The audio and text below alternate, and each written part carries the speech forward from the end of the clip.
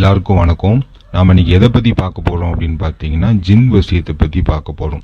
இந்த ஜின் வகைகளில் பார்த்தீங்கன்னா ஜின்னிலே ஏகப்பட்ட வகை இருக்குது. அதில் நாம் இன்னைக்கு பார்க்க போகிறது என்னென்னு பார்த்தீங்கன்னா மகேந்திர ஜின்.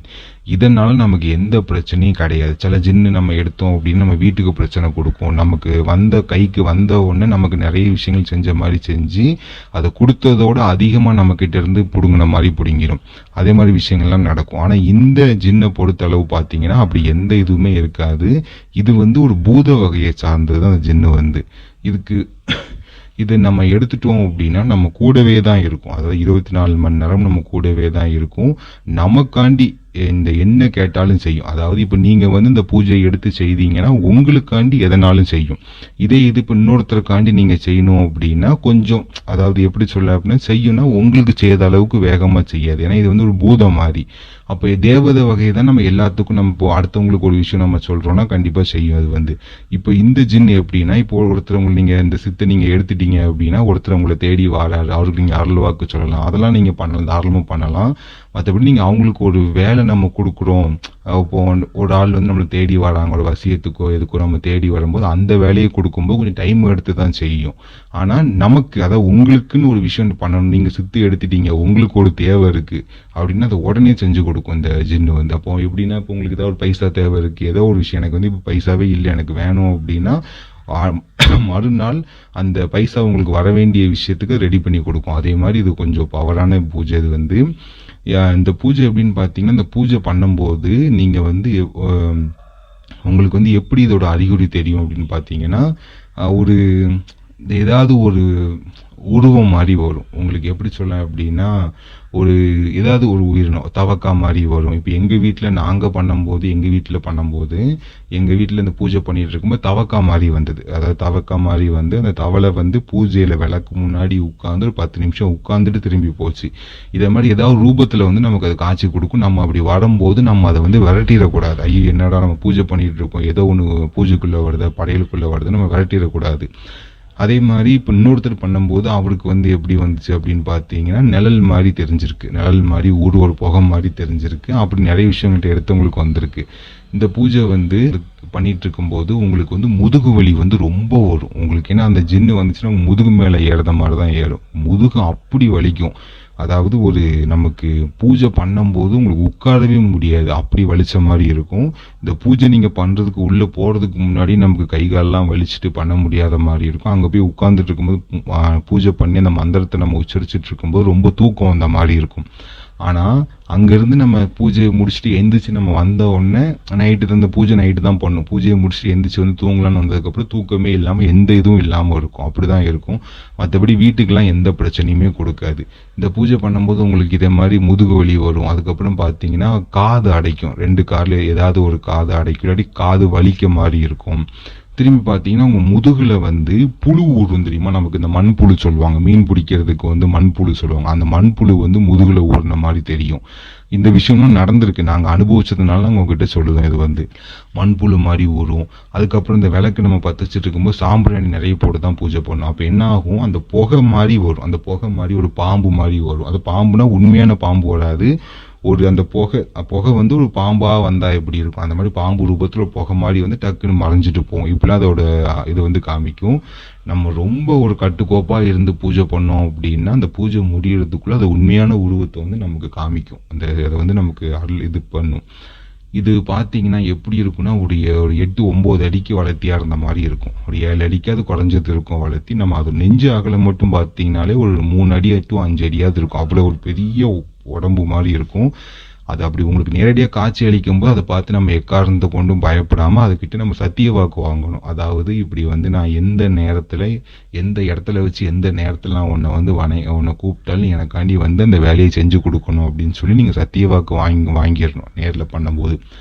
இப்போ இதுக்கு பார்த்தீங்கன்னா நீங்கள் வளர்பறையில் வர ஏதாவது ஒரு நாளில் நல்ல நாளில் நீங்கள் இந்த பூஜையை ஆரம்பிக்கலாம். இதுக்கு உண்டான எந்திரம் நான் கொடுத்துருக்கேன். அந்த எந்திரத்தை நீங்கள் என்ன பண்ணணும்னா இதோட வரைஞ்சி தாயத்து மாதிரி நீங்கள் கையில் கட்டிக்கிடணும். அந்த எந்திரத்தை வச்சு பூஜை பண்ணக்கூடாது. வெறுமனியாக ஒரு அகல் விளக்கில் இழுப்பு எண்ணெய் இல்லாட்டி நெய் தீபம் போட்டு நீங்கள் பண்ணலாம். மற்றபடி உங்களுக்கு பார்த்தீங்கன்னா இதுக்கு நான் அந்த எந்திரம் நீங்கள் வரைஞ்சி அதை நம்ம தாயத்துக்குள்ளே வச்சு நீங்கள் கையில் கட்டிக்கணும். எந்திரமாக வச்சு நீங்கள் பூஜை பண்ணக்கூடாது. இதுக்கு வந்து நீங்க பார்த்தீங்கன்னா, சிவப்பு கலர் வேஷ்டி கட்டிக்கணும். இல்லாட்டி கருப்பு கலர் ஏதாவது ஒரு வேஷ்டி கட்டிக்கணும். கீழ விரிக்கிறதுக்கு ஆசனமும் சிவப்பு கலர் இல்லாட்டி கருப்பு கலர் ஏதாவது நீங்க பயன்படுத்திக்கிடலாம். இத வந்து இதுக்கு நீங்க படையல்னு பார்த்தீங்க அப்படின்னா, உங்களுக்கு வந்து வெத்தலைப்பாக்கு சைவ படையல் தான். அசைவம்லாம் கிடையாது. ஏன்னா அசைவ படையலுக்கு வந்து இந்த மகேந்திர ஜின்னுக்கு வேற மந்திரம் இருக்கு. அது கொஞ்சம் வித்தியாசமான பூஜை முறைகள். இது வந்து நமக்கு சைவம், முழுக்க முழுக்க சைவ முறை தான் இது வந்து. இதுக்கு பார்த்தீங்கன்னா, உங்களுக்கு படையலுக்கு பார்த்தீங்கன்னா, ஒரு தலவாழை இலை விரிச்சு அதில் வெத்தலைப்பாக்கு, அவுள் பொரிக்கடலை, பழம், திரும்பி ஒரு முதல் நாள் மட்டும் நீங்கள் ஆரம்பிக்கும் போது ஒரு தேங்காய் உடைச்சு நீங்கள் பூஜை ஆரம்பிக்கும். இது மட்டும் வச்சாலே போதும். கண்டிப்பாக பழனா உங்களுக்கு வாழைப்பழம் வச்சா போதும். இந்த இதை வந்து நீங்கள் ஜெபிக்கும் போது நீங்கள் என்ன பண்ணணும்னா, தாமிரமணி மாலையை பயன்படுத்தி நீங்கள் ஜெபிக்கணும். மற்ற துளசி மாலை, படிக மாலை பயன்படுத்தாமல் தாமிரமணி மாலையை நம்ம பயன்படுத்தும் போது ஜின்னு வந்து நம்ம சீக்கிரமாக ஈர்ப்பு சக்தி ரொம்ப இருக்கும். அந்த தாமிரமணி மாலைக்கு அந்த ஜின் தேவதையை வந்து நம்மக்கிட்ட சீக்கிரமாக அது வந்து இழுத்து நம்மக்கிட்ட கொடுக்கும். இந்த பூஜை வந்து நைட்டு வந்து ஒரு 10 மணிக்கு அப்புறம் தான் நீங்கள் இந்த பூஜை பண்ணணும். அதாவது நம்ம காலையிலையோ மத்தியானமோ சாயங்காலமோ பண்ணக்கூடாது. நைட்டு ஒரு 10 மணிக்கு அப்புறம் தான் குளிச்சுட்டு உடனே போய் உட்காந்து பூஜை பண்ணணும். நீங்கள் பூஜைக்கு உள்ளே போகிறதுக்கு முன்னாடி நல்ல இந்த ஜாஸ்மின் அத்தர், மல்லிகை அத்தர்ன்னு சொல்லுவாங்க, அதை வாங்கி நல்லா நீங்கள் உட்கார போகிறதுக்கு நல்லா உங்கள் உடம்பு ஃபுல்லாக நல்லா தேய்ச்சி உங்கள் 2 உள்ளங்கையிலையும் உள்ளங்காலையும் தேய்ச்சி தான் நீங்கள் பூஜையில் உட்காரணும். இந்த உட்காந்து பூஜை ஆரம்பிக்கணும். நீங்கள் பூஜை பண்ணத இடத்த வந்து என்றைக்குமே மனமாக வச்சுருக்கணும். அதாவது நீங்கள் டெய்லி வந்து அந்த நீங்கள் ஜின்னு பூஜை பண்ண ஆரம்பிக்கிங்களா, அந்த பூஜை அறையில் பார்த்தீங்கன்னா, ஜின்னுக்குன்னு அந்த அறையில் பார்த்தீங்கன்னா, இந்த நமக்கு 3 விதமான வாசனை திரவியத்தை வச்சுருக்காங்க. அதாவது ஜாஸ்மின் அத்தரு, ஜவ்வாது, இதை மாதிரி நிறைய ஒரு 3 விதமான வாசனை திரவியத்தை வச்சு நீங்கள் பூஜை ஆரம்பிக்கிறதுக்கு முன்னாடி அந்த இடத்த சுற்றி தெளித்து விட்டுட்டு நீங்கள் அதுக்கப்புறம் உட்காந்து பூஜை ஆரம்பிங்க. அப்படின்னா ரொம்ப சீக்கிரமாக வரும். இதுக்கு நீங்கள் பத்தி நீங்கள் பயன்படுத்திங்கன்னா அதுவும் மல்லிகைப்பூ பத்தியாக தான் இருக்கணும். சாம்பிராணி மல்லிகைப்பூ சாம்பிராணியாக தான் இருக்கணும். அப்படி உங்களுக்கு மல்லிகைப்பூ சாம்பிராணி கிடைக்கல அப்படின்னு நல்ல வாசனமுள்ள சாம்பிராணியை நீங்கள் போடுங்க. அந்த நீங்கள் பண்ணுற இடம் எப்படி இருக்குன்னா, புகமூட்டமாக இருக்கணும். அப்படி இருந்தால் தான் அது சீக்கிரமாக நமக்கு வந்து வரும். சிலவங்க எப்படின்னா ஒரு குள்ளதை பற்ற வைப்பாங்க, ஐயோ காலி ஆகிட்டா வேண்டாமா அப்படின்ட்டு இருப்பாங்க. அதனால நீங்கள் எப்படின்னா, நீங்கள் நல்ல எந்த அளவுக்கு நம்ம பூஜை பண்ணுறோமோ அந்தளவுக்கு சீக்கிரம் நம்மக்கிட்ட வரும். டெய்லி வந்து 107 தடவை நான் உங்களுக்கு கொடுக்குற மந்திரத்தை வந்து நீங்கள் உட்காந்து சொல்லணும். கிழக்கு முகமாக வந்து நம்ம இந்த தீபம் ஏற்றி நீங்கள் மேற்கு முகமாக நீங்கள் அமர்ந்து வந்து நீங்கள் பூஜை பண்ணணும். இதுக்குண்டான மந்திரத்தை நான் கொடுத்துருக்கேன். இதுக்குண்டான மூல மந்திரம் என்னன்னு பார்த்தீங்கன்னா, ஹரி ஓம் நங் ரங் மங் ரங் யங் ரங் குவிய குவிய மகேந்திர ஜின், மாயலோக ஜின், அகோர ஜின், யாருக்கும் அடங்காத ஜின், நன்லடாத ஜின், பூத பிரேத சர்வ துஷ்ட பேய் பிசாசுகளையும் சதா கோடிப்பட் அகோர நசி நவும் சிவாய நம, மசி மசி கண்டால் வசி கட்டாயம் ரசி ரசி மசி ரசி ரசி ஓம் கம்படு படு உனது கோபாக்கினி வேலையை விடு விடு சுவாக. இதுதான் இதுக்குண்டான மூல மந்திரம். இந்த மந்திரத்துல நீங்க பார்த்துருப்பீங்க, அதை வந்து நம்ம சாந்தமாக தான் நம்ம வந்து அழைப்போம். அதாவது உன்னோட கோவத்தெல்லாம் விட்டுட்டு வந்தால் அழைப்போம். சில ஜின்னுக்கெல்லாம் மந்திரம் இருக்கு. இதே மகேந்திர ஜின்னுக்கே வேற முறை இருக்கு. கொஞ்சம் அசைவ படையல் போட்டு வைக்கிறது இருக்கு. அதுக்கு மந்திரத்துல இருந்து எல்லாமே பார்த்தீங்கன்னா வித்தியாசமா வரும். அதை வந்து இப்போ நம்ம வந்து பயன்படுத்த வேண்டாம். நம்ம இதுதான் எல்லாத்துக்குமே பாதுகாப்புமான முறை வந்து. இந்த மந்திரத்தை நீங்கள் நைட்டு ஒரு 107 தடவை சொல்லணும். ஆனால் இது நீங்கள் 48 நாள் 11 நாள்னு கணக்கு கிடையாது. இந்த மந்திரத்தை வந்து 1,00,000 தடவை சொன்னாதான் இது சித்தி ஆகும். இது வந்து இப்போ மற்ற நம்ம தேவதை மாதிரி 21 நாள் பூஜை பண்ணால் போதும், 48 நாள் பூஜை பண்ணால் போதும், அப்படி கிடையாது. இது வந்து கண்டிப்பாக பார்த்தீங்கன்னா நீங்கள் 1,00,000 தடவை இந்த மந்திரத்தை சொல்லியாக இருக்கணும். டெய்லி வந்து குறைஞ்சது 107 தடவை சொல்லணும். அதிகபட்சம் நீங்கள் எவ்வளோ நாள்னு சொல்லலாம். 1008 தடவை. உங்களுக்கு 1008 தடவை சொல்ல முடிஞ்சிச்சுன்னா நீங்கள் 1008 தடவை கூட நீங்கள் தாராளமாக நீங்கள் சொல்லலாம்.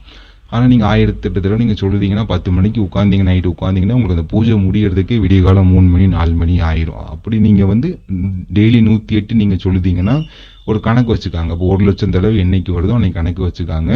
சில நேரத்தில் இது ஜின்னு வந்து என்ன பண்ணும் பார்த்தீங்கன்னா, நம்ம ஒரு 10,000 தடவை நீங்கள் சொன்னதுக்கு அப்புறமே உங்கள் கூட வந்து அலைய ஆரம்பிச்சிடும், உங்கள் கூடயே சுற்ற ஆரம்பிச்சிடும்.